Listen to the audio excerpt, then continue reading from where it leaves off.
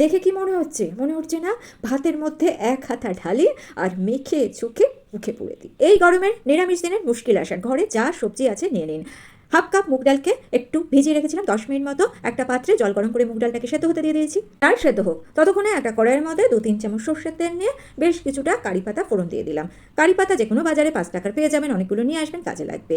এইবার সব সবজিগুলোকে দিয়ে দিয়েছি। সবজির মধ্যে স্বাদ অনুযায়ী লবণ দিয়ে নাড়াচাড়া করে সবজিটাকে একটু ঢাকা দিয়ে দিচ্ছি যাতে সবজিটা বেশ মজে আসে।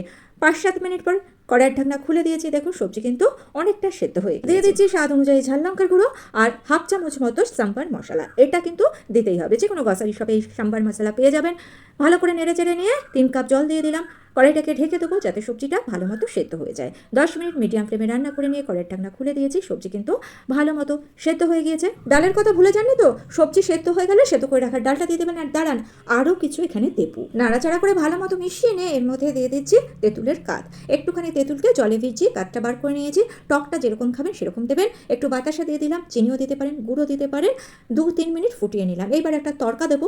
একটা ফ্রাইং প্যানে 1-2 চামচ সর্ষের তেল, একটু সর্ষে, 2টো শুকনো লঙ্কা, বেশ কিছুটা কারি পাতা দিয়ে ওই 20-30 সেকেন্ড মতো ভেজে নিয়ে এই তরকাটা ডালের মধ্যে দিয়ে ভালো করে মিশিয়ে দিচ্ছি। গ্যাসের ফ্লেম অফ করে দিন। 2 চামচ সাম্বার মশলা দিয়ে দিন। কড়াইটাকে ঢেকে 5 মিনিট রেখে দিন। তারপর খেয়ে দেখুন, দুর্দান্ত।